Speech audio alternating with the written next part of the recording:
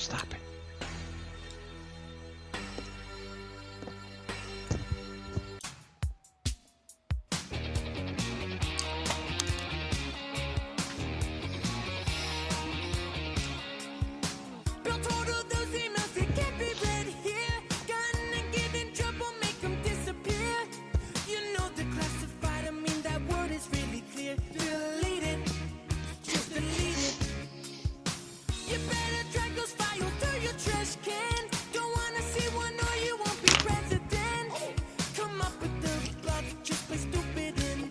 Just beat it. I mean, delete it. Hello, America. It's Jeff Dunitz. October 26th, 13 days to the election, and welcome to the Lid Radio Show.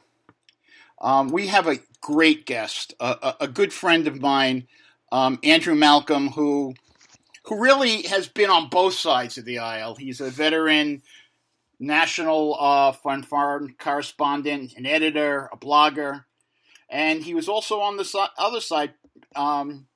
He was, you were Mrs. Bush's press secretary during the campaign? Yes. Yes. During the first campaign. During the first campaign, and he was the press secretary for the governor of Montana. Ladies and gentlemen, welcome Andrew Malcom. Andrew, Hello thank there. you. Thank you. Did you Good figure to be out with you. Did you figure out what the 832 days was? No. The show post begins 13 and 832. Two important numbers for today's show. Everyone knows what the 13 is. 13 days until the election. 830 days until the 2019 Iowa caucus. We do this all over again. Oh, boy. Give me a break. This has been I have to tell you, and you've been observing this a little longer than me, the strangest. And it isn't even, I thought Trump made it the strangest. This is the strangest election that I've ever seen, strangest campaign. Have you ever seen anything as weird as this? No. The election, the 64 and 68 elections were angrier. But I've never seen anything as bizarre as this election cycle. You're absolutely right. You know, like I told you before, between Bill Clinton's sex scandals and Donald Trump's sex scandals, this is the first time since puberty that I am tired of hearing about sex. Okay, well, speak for yourself, Jeff. And I guess I will. So a big part of this has been... the press has been very controversial. Being accused of being biased, which I think that they've always been this biased, but this time it's been more advocacy biased, meaning that they're actually in the open supporting the other person. Do you see the same thing? Well, there's a couple aspects to this. The press, the working press, that is the reporters, and probably most of the editors, have always leaned liberal. It's a cultural thing. If you're interested in righting wrongs and exposing wrongs and taking care of the little guy, it tends to attract liberals. And in the national media that we hear so much about, most of it is in the Northeast. And so those folks are typically Ivy League grads. They go in the same circles. And they have a kind of liberal groupthink. So when I worked on the New York Times until 1993. And it was a matter of pride for me that nobody knew my politics. Everybody was surprised when I went to work afterwards for a Republican governor. But I changed my party registration over the years so that if anybody went to look, they wouldn't be able to tell what party I was in. I have voted all over the place myself, but I took great pride in keeping it separate, and Sure. nobody in those days could know. Now, Right. what's happened is the internet and an explosion of sources of information, which is good for the country. People now have the most incredible variety of selections to get their information. Now, the flip side of that is that it's a new responsibility on voters. You can't just sit there and be fed information. Remember, Walter Cronkite used to say, "And that's the way it is," Right. and everybody believed that's the way it was. It wasn't? Uh, yeah, well, but now nobody can say that because there's so many different places providing information now. They're not all responsible, they're not all good. But that places the responsibility where it belongs, I think, on the news consumer. And so people, I'm sad to say that I don't think people have developed the conscientious method of gathering information, excuse me, that they need, where they will triangulate, get several sources online that they trust, and read them, as opposed to just reading one or two that they happen to agree with. Mm-hmm. So I'm not sure that the press um, controls elections the way a lot of people may suspect. What it controls is the agenda of discussion. Mm-hmm. So for and so real politicians have learned how to control the control of the media in setting the agenda of discussion. And politicians running for an office, and I was involved in doing this on the first Bush campaign in Right. 99 through 201, That was because the one that was stolen, right? I'm yeah, joking. yeah, it was definitely stolen. Yeah, um, was uh, and the White House, the Obama White House is very good at this too. Of course, you don't get there without being very good at it. Um, and that is, you have a message of the day. I'm sorry, Americans are collectively wise, but individually, the way they consume information, they're not very attentive.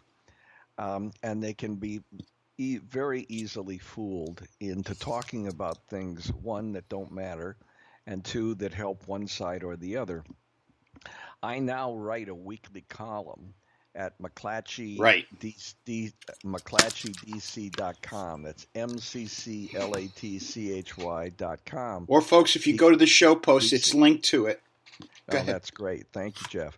And I did one this week on Trump complaining Yep. about the election being rigged. Now, a lot of people may not remember, this is what he did throughout the primary season. The establishment had rigged the process. Now, people tend to forget that he won, so I guess if it was rigged, it must have been rigged in his favor. Um, but he just drops it and then he brings it up again. Now, you can say there are several motivations for this. One is he's setting the stage to lose. And if you have an ego as large as his, perhaps it's very hard to admit that you lost.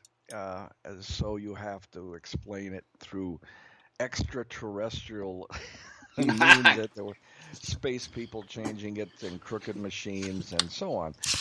America, this is a combination of forces, I think. America is now has the lowest opinion of its fundamental institutions that it's ever really had, according to polls.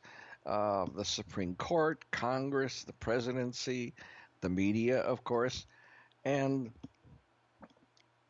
well, you can explain this another way, and I won't get into it, but part of it is that Obama has used that distrust and built on it by accusing Congress, accusing the Supreme Court, accusing everybody but himself of not doing enough, not following his lead, and so on. So that builds this distrust. And then somebody as media savvy as Trump gets up and says, it's crooked, this is rigged, and they're going to get us. And that helps Trump keep his side united. Now, on one hand, it may depress the voter turnout. People could say, oh, well, then why bother to vote? I'm not even going to. On the other hand, with the fervency of his crowd, I think a lot of people would say, oh, by golly, I really got to get out and vote at least once. And so uh, it's a gimmick of his, and he gets the media world, to talk about it. He's a master at that. I mean, you don't come off of 186 successful episodes of reality TV without knowing how to play the game. Now, that's on one side. On the other side, in using the media, Trump uses the media to get publicity, which apparently in his mind is any publicity is good. I guess that works in showbiz, but not so much in politics. And that is, he generates controversial publicity by saying controversial things. And the media then writes about it, and then writes about it, and then writes about it, and writes about it. A prime example was after the first debate. Clinton knows how to push his button and brought up the Miss Universe pageant.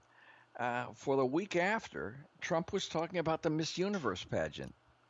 Well, that's not necessarily helpful to getting yourself elected president. Right. So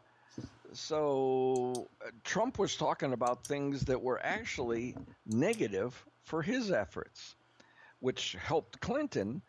And the media was happy to go along with it because it was sex, it was women, it was pretty women and beauty contests, and that all sells. But it wasn't disciplined. It wasn't the message of the day that a genuine candidate wants to have, and that's generated some suspicion, at least online, that Trump is either consciously or not a stalking horse for Clinton. If you look at many, many, many of the things that Trump has done, they help Hillary more than they would help him. So the question is he doing this on purpose? Because he's not dumb, but some of the things he does in politics, and I know people say, oh, he's not a politician. Well, he is a politician. He's not an idiot also. No, he's no idiot. Right. He's a very successful businessman, whether it's 10 billion or only 5 billion. He's very successful. So you have to wonder, why is he doing these things that are so counterproductive? A couple of or 3 weeks ago, he flew down to campaign, or he went to Connecticut to campaign, which he has no chance of winning. He flew down to Mississippi and campaigned, which he has no chance of losing. And then he flew out to Washington State, which hasn't gone Republican in many cycles. So there's a kind of a helter-skelter, I want to talk. Now, he has gotten better, much better at speaking and more disciplined about speaking, but not good enough. Well, yeah, I mean, you look at some of the things, like you mentioned, the Miss America thing. It's almost like, if I didn't know better, I'd say he was trying to sabotage his own campaign. Because well, exactly, yeah. People are talking about him. If he shut up about the women, it would have been over already. I think you're probably right. And the thing is, we all have things in our background that we don't want to have on a national stage. His ego is so big that he can't stand to leave these things unanswered. Whereas in politics, the successful thing is to pivot. Now, in the second and the third debate, he did do much better in terms of pivoting, where she would bring up something that would be not helpful to him, and he would say briefly something about it and then turn it around Until the on end. on her, and that was really good for him to do that. But he still can't keep himself, like you say, from until the end. He still can't keep himself from falling into the trap. Um, the only conclusion you can draw is that he likes any publicity, and that he thinks that would help his show. And it would, except this isn't a show. And his supporters, he talks about it being a movement. In many ways, it is. It's not a winning movement, but it is a successful movement. He got 13.3 million votes during the primary, which is a Republican primary record. And that's quite an accomplishment. Right. Unfortunately for him, he would need at least five times as many votes to be competitive in the general election, as you say, in 13 days. So you're not going to get that five-time multiple Right. by saying the same things that only that 13 million wants to hear. You have to talk about other things that appeal to other parts of the audience and not turn off, or the audience of potential voters, and not turn so many people off with questionable behavior. And I guess maybe if you're that rich for that long, you think you can do or say most anything. That would seem to be the message he wanted Billy Bush to take away from the bus. But in a vote, a national election is not a locker room conversation. No. And if it turns out to be, you got to be able to pivot away from it. Yeah. Actually, I think the one that personally, I think the one that got screwed out of the whole thing was Billy Bush, because NBC knew since August that he had the tape and what it said. Well, they've had the tape for 11 years. Well, but he pointed it out during the Olympics. Someone, management found out about it. So basically, it was, he got screwed because the public opinion was so bad. Yeah.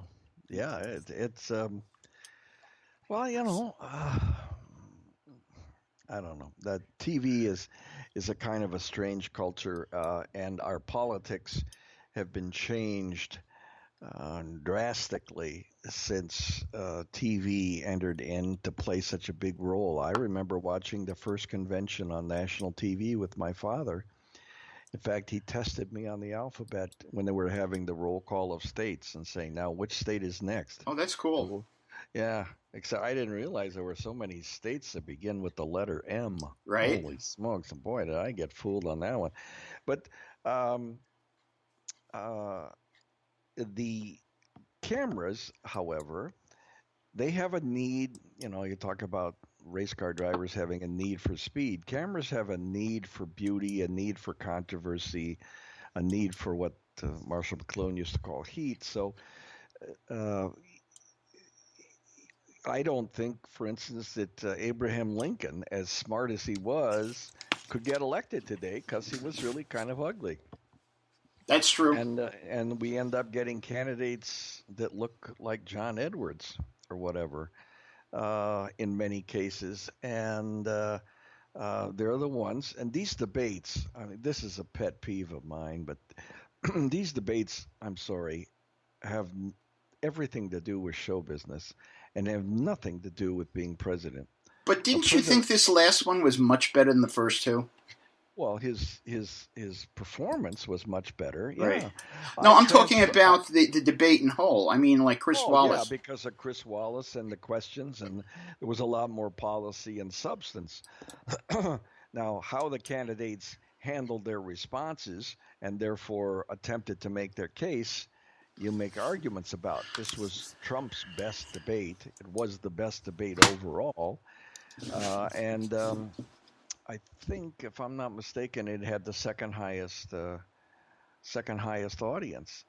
But I think it was his best debate until the very end when he killed it. yeah. And I think Well, that the thing is, I don't. Um, yeah, I don't no, I necessarily I think agree what he with. said was so bad, but what he said was just such a breach of American tradition that it Yeah. turned people off.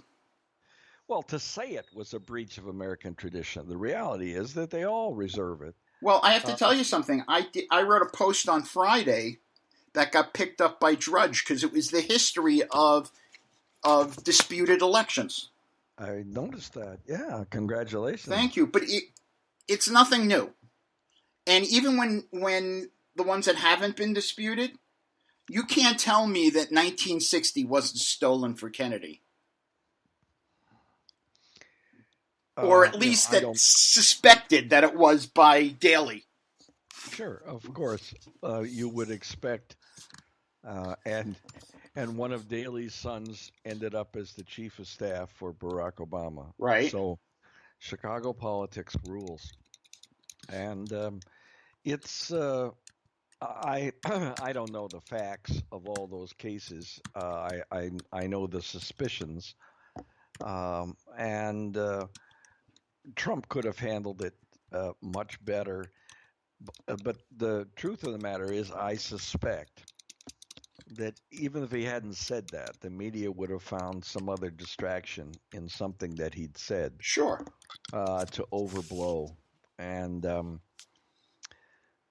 that's the way we are. It's like shooting in the wind. You have to allow for the wind. So as you're watching an election, you have to allow for the media bias.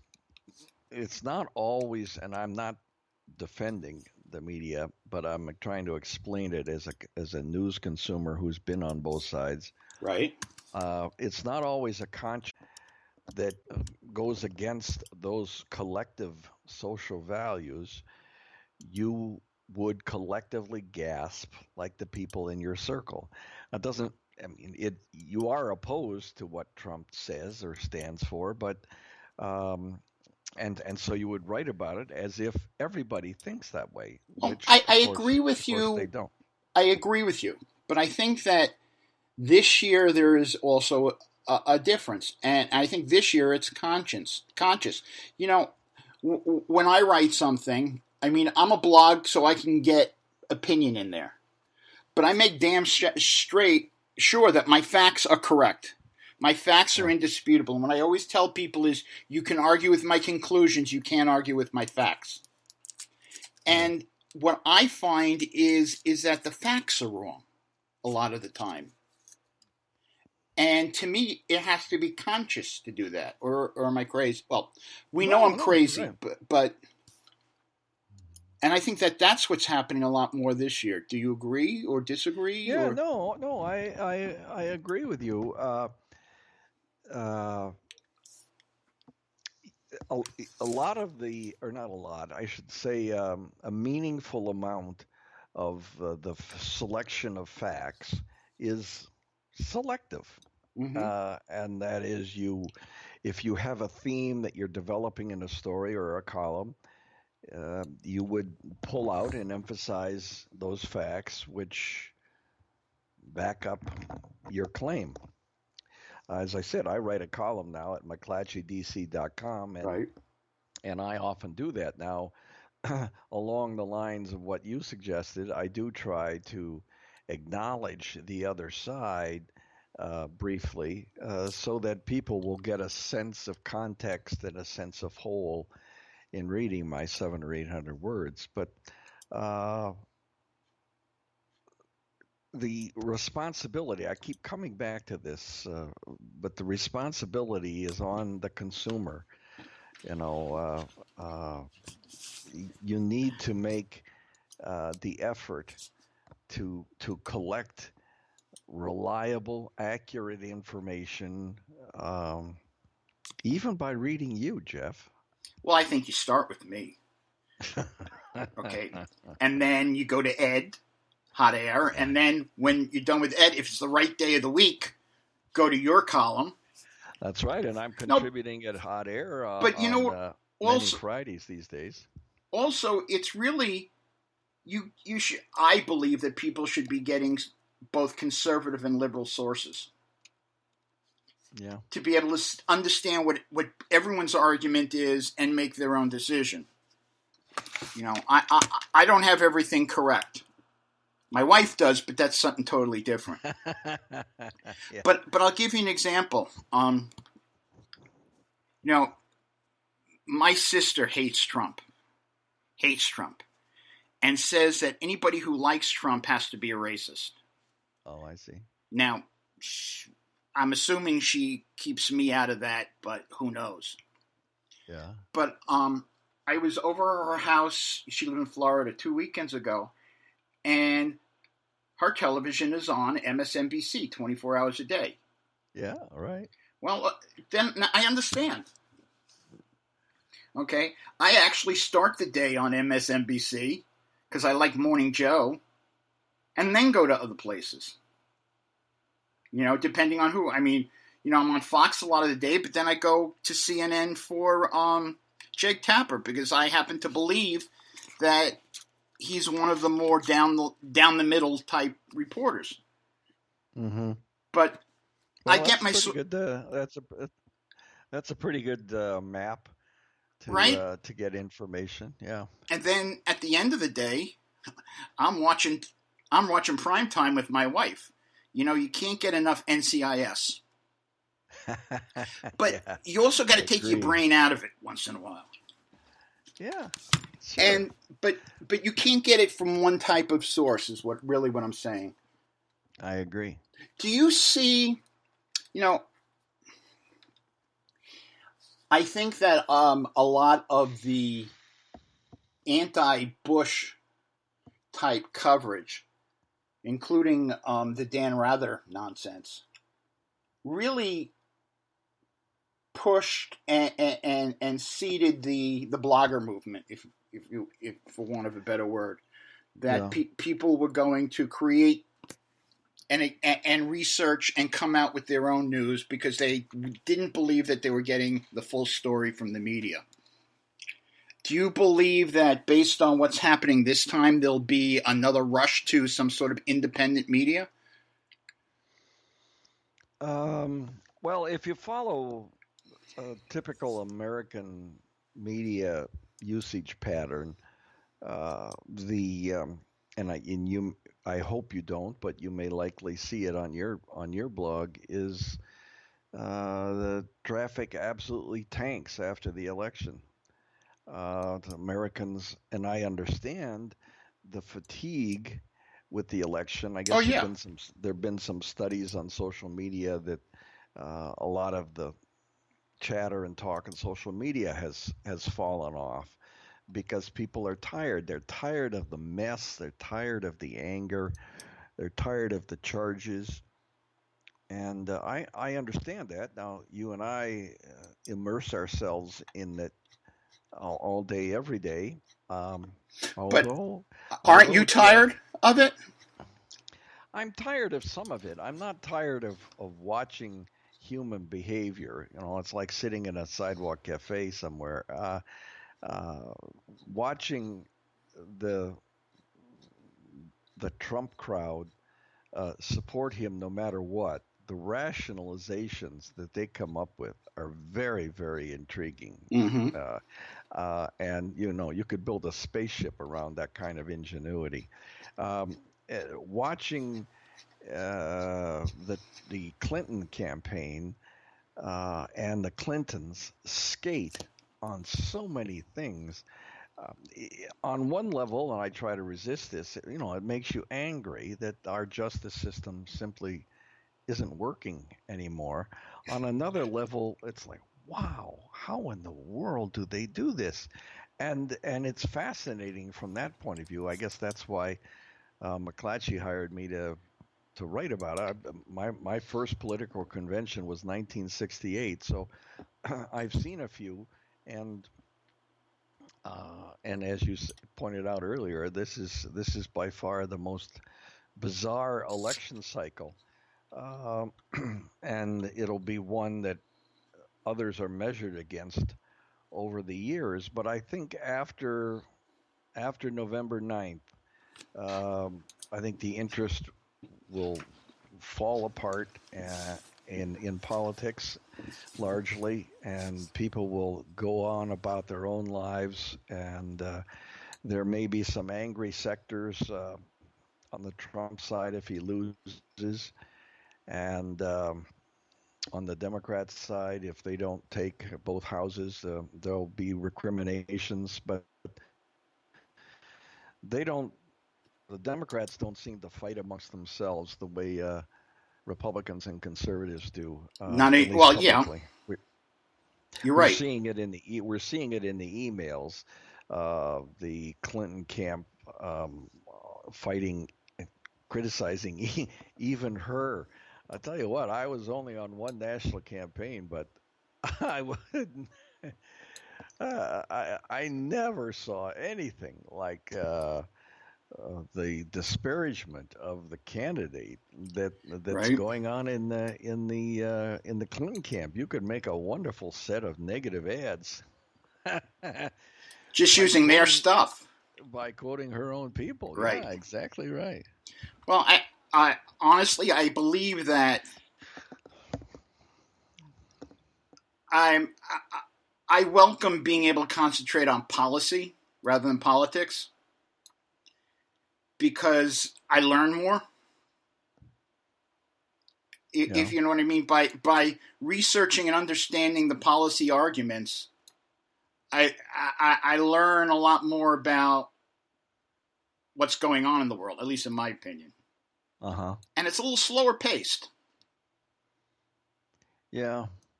Yeah. The politics, the game of politics has always intrigued me, and that's one reason Absolutely. why when the Bush campaign approached me, uh, I took on that job. I was away from my family for almost 2 years, but uh, it was fascinating. I would never do it again, but it was fascinating to be inside a national political campaign, and I Well, you know say what, that in an Andrew, you admiring just made up sense. my mind. If you're never going to do it again, then I'm not running for president because I wanted you to be my press secretary. So, Oh, right. Okay. Well, that's not going to happen either, Jeff. So I'm glad I'm glad you took yourself out of the running. oh God, No, it was a fascinating experience, very educational, and I couldn't write the way I do now without that experience of waking up at 5:30 in the morning, not quite remembering which city you're in, and heading off on.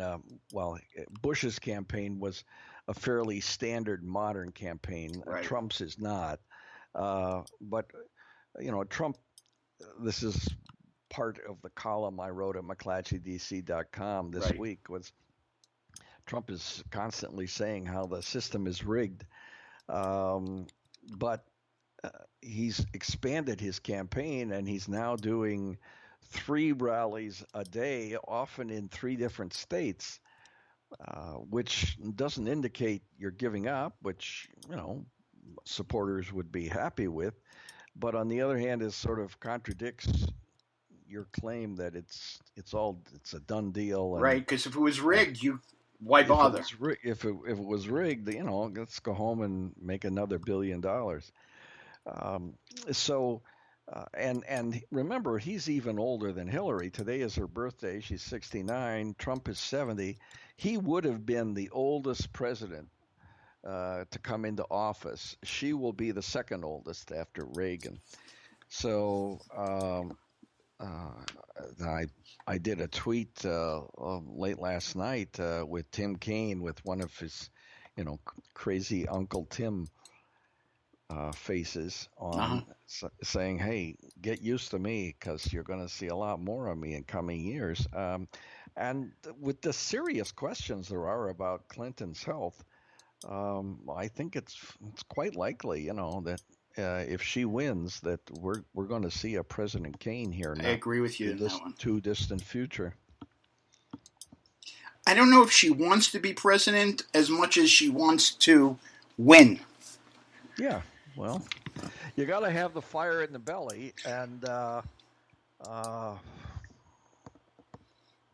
that seems to be a crucial example. Even Trump has called her a real fighter. Mm-hmm. She's just not always aware of where she is or what she's saying. Remember 2 or 3 weeks ago where she was reading her teleprompter speech, which is good. It's disciplined. It gets the messages out that you want to get out that day. But when she came to the end, she was criticizing Trump, and she described something ridiculous that he had done, and then she paused and she looked at the audience and she said, "Sigh." Oh, you're right. Yeah, but she was reading Right. the theatrical orders off the teleprompter of what she should do instead of actually sighing like she was supposed to. She reads the word sigh. At this level, after two presidential campaigns, uh, two with her husband, and the state campaigns, you would think that she would be more aware of what she's doing. And this isn't just another little scintilla of evidence that makes me suspect she might not be in the best mental health or Well, physical isn't health. that what Huma said? She's Yeah, she's yeah, you know and um, who was it?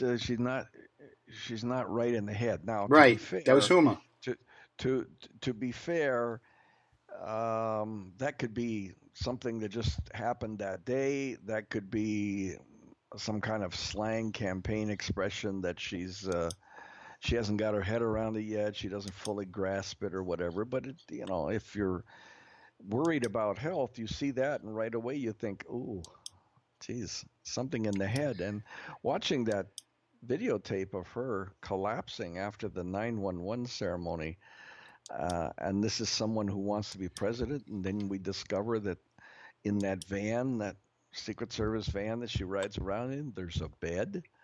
Well, Really? also, you know, Huma should know because she's her husband is someone who's not right in the head. Yeah. And I'm not even joking. I mean, I feel bad for her in terms of that. And so she should be very well aware of what not right in the head is. You Yeah. know, now Yeah. just like 4 years ago, I keep hearing, well, the polls are off. The it's too weighted towards Democrats. You know, I, is it nonsense? Because it was nonsense 4 years ago. Well, I don't think I'd call it nonsense, but it does require information consumers to be careful and to read carefully, the way, for instance, you and Ed Morrissey do, uh, with informed attitudes toward poll numbers. Well, actually, You I get informed. I read Ed because Ed understands this stuff right. much better Well, than I do. when I worked for the governor of Montana, we used to have a joke whenever the budget time came. So the governor would look at his budget director and say, "So, Dave, bottom line, uh, where's the budget?" And the budget director would smile and get a twinkle in his eye, and he would say, "Well, sir, where do you want it to be?" Uh, and you can do that with polls. Obviously, you can play them. Online polls, for instance, are a complete waste of time, unscientific, packed by supporters. I mean, if you didn't discover that from Ron Paul Oh winning well, every Ron Paul winning every straw poll in the past. well, I But have to tell you something. When I was in advertising, I used to warn my clients to ignore online polls in terms of yeah, product usage and stuff because they're not accurate. no, they're not. And the good thing to do is an average. Fox News does its own average of 5 or 6 polls that it trusts. Real Clear Politics, I think, is probably the gold standard of averages, and that will tend to weed out any built-in possible overweighting or whatever. They do weight polls, and I understand why they do it. Uh, and you can argue legitimately that sometimes it's too heavy on this side and too heavy on that side. And that's why I say once again, we need an informed voter crowd, not somebody who's just going to sit there and get fed because they want to see that Trump is gaining, and so they will seize on only that poll and talk about it. You just can't do that as a responsible member of a democratic society who is hopefully going to vote soon or already has. Excuse me. So um, polls are snapshots at a moment in time. They're fun. The media loves them because it gives them something to write about every day instead of saying, well, we have an election going on. See you on November 8th. They have to have something to write about. And guess what? The public eats it up. So the message in that to the media is keep doing it. It's the message why sex sells. Human beings are interested in that sort of thing, and you may decry it, but the fact of the matter is, in your own neighborhood, I doubt very seriously that if many of your listeners hear their neighbors gossiping about the wonderful couple at the corner with one boy and one girl doing so well in school and making their mortgage payments and living a blissful married life. On the other hand, the couple at the other end who are yelling and shouting, and maybe there's an affair involved, that's the one that's going to be gossiped about. I'm sorry, but that's human nature, and the media reflects that. They don't control it, but they do play to it. Yeah. Yeah. No, absolutely. I just think that I kind of trust the Real Clear Politics poll of averages, Yeah. and I was so sure that the polling was all wrong last time, and was so disappointed when it turned out to be correct. You know what I'm saying? I mean, everyone was. Everyone was. Even Romney was wrong because he thought that the adjustments should have been just like he did on his internals, Yeah. and they weren't. No, it's sad. I once in 1999, I had a backstage conversation with the first President Bush, who is a wonderful gentleman. He's just as a person, forget politics. He's 41. just, yeah, He he's seems just like that. he's a Actually, wonderful. 43 seems like a gentleman too. Well, he's more of a he turned 70, but he's more of a what's the word? He's more playful. His father is just a genuinely nice man, and I was talking with him.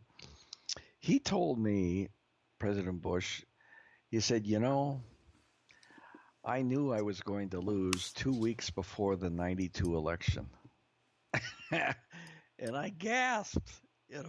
I said, really?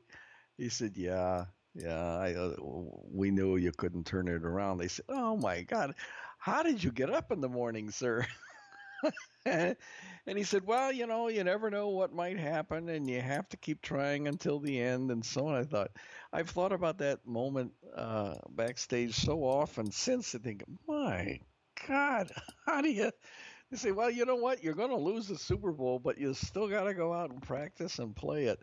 Gee, many Christmas. Um, so, in a normal campaign, I don't have any particular insight into the Trump campaign, except that it's bizarre. But in a normal campaign, they would know from their own internal tracking, which we would never hear about, uh, where they're strong, where they're weak, how the early voting is going, which is playing an increasingly important role uh, in just the last 15 years, 16 years. It was nothing basically in 2000, and last time was 34%, and I've seen estimates this time it could be 40% of the vote. So what happens between now and the election for millions and millions of people doesn't matter. That their vote is cooked, baked in, it's done, and it's in there waiting to be counted. Um, I'm going to be voting here in advance, and it's um, I feel like I know enough, and other people uh, feel, I suppose, like they don't want to know anymore. They just want to get it over with. You remember back in the 2012 primary season, Newt Gingrich spanked Mitt Romney by winning the evangelical vote in North Carolina, and but and then went on. He appeared to have a head of steam, and with Florida coming up, but the Florida results were already baked in. That was Romney's firewall. His early Right. voting operation in Florida was amazing, and no matter what Gingrich did in North Carolina or after North Carolina, Romney was going to win Florida, which he did. So early voting is something that's easy to overlook, but it's very important. And once again, we see this time the Clinton campaign is very well organized. Talk about a ground game, which Trump dismisses, but the Clinton campaign in the South, for instance, has organized so that there are buses at black churches ready to take parishioners after service Mm-hmm. on Sunday right to the polls to Right. vote, and then bring them back to their car. So the Republicans don't have anything near like that going on. Excuse me. You never know. I mean, there was a whole big thing about. There was there was a conference call I couldn't make at 10 a.m. from Republican, the Republican National Committee about their ground game. So Yeah, who knows? yeah, yeah. Certainly, they lost because of ground game and early voting last time. I think you can't blame it all on the hug with Christie. Yeah. Well, my governor that I worked for in the 90s, Governor Roscoe in Montana, he was, uh, after he was chairman of the Republican National Committee in Washington, he was chairman of Bush's 2004 reelect campaign. Right. And I don't know if you remember the details, but early in the day, the leaked exit polls. Was that Romney? That Bush was going to lose big. Yes, exactly. And uh, Joe Trippi has told stories about being on the Kerry campaign plane and staffers calling him Mr. President and so on that morning and lunchtime. My governor, who was the chairman of the campaign, called me. I was in Las Vegas on a story. He called me about lunchtime in Las Vegas, and I said, I answered the phone. I said, "What?" And he said, "No, no, that's why I'm calling. Don't worry, don't worry. We got everything under control." And because they had an organized campaign in Ohio with largely the evangelicals and the religious-minded voters, to make sure that they had them identified down to the number of people in the household, and making sure that one by one, two by two, they all got to the polls, and that's what turned it. And they won Ohio, uh, and Kerry was not being called Mr. President for very long. Thank God. So, there's a science on the ground here, and I know Trump is dismissive of this because he doesn't seem to like to do the homework or the preparation involved. But it really is fascinating to see it on the inside. As I say, I wouldn't do it again, but having done it once, it was very educational. No, it is, and it's actually pretty cool, and maybe because I think partly because this year, from a policy point of view, I've been on close to the inside on a couple of things, especially the Iran deal, and even on the, interestingly enough, the platform committee this time, because I don't know if I told you, but the Republicans had the most pro-Israel platform ever. And AIPAC tried to get them to water it down. Because AIPAC, in their belief, is that both sides should be about equal. So, being liberals, rather than make one come up, they wanted to water everything down. Yeah. So, and I was kind of part of the inside fight against AIPAC, and it was really interesting. Yeah, it is. Well, how it goes, I don't understand how the Jewish vote always goes to Democrats. Oh, that's easy. Okay. I think it's a mistaken belief. It's a mistaken understanding of Jewish law about being charitable and everything like that. Because every holiday, one of the ways you celebrate is giving to charity. Okay. And but I think people forget that it's a personal obligation, not a government obligation. I actually, and I'll send you. I wrote something a couple of weeks ago about why I'm a conservative, and it explains all that. Actually, I think I saw that. It is strange though. It is very strange because they don't even care that the left has become anti-Israel. Exactly. I asked. I was at a Hasidic wedding in Brooklyn a while back. And I asked. I got conversations with people, and I asked one of the men there why that 70% of Jews vote for Democrats, and he looked at me and he said, because they're more liberal than they are Jewish. Yes. The more observant a Jew is, the more Republican, more conservative they are. Is that right? Yep. Yeah. And a lot of it is also, I mean, what hurt Romney, I think, was right to life. Oh, yeah. Because liberal Jews are very, very, very pro-abortion. Notice I never say pro-choice, because the baby doesn't get a choice. Yeah, right. Well, in my mind, choice is not whether the baby lives or dies. Choice to me is whether you have unprotected sex in the first place. Then after that, you've got another being involved. Right. So it gets more complicated. Well, yeah. I am probably one of the few Jews on the net that are active, that are pro-life. Because my thing is when my wife was 12 weeks pregnant, and we did a sonogram, and I saw my daughter, and she sucked her thumb just like she did when she came out. She looked like a human to me. Do you know what I'm saying? Yes. So no one could say that wasn't a human.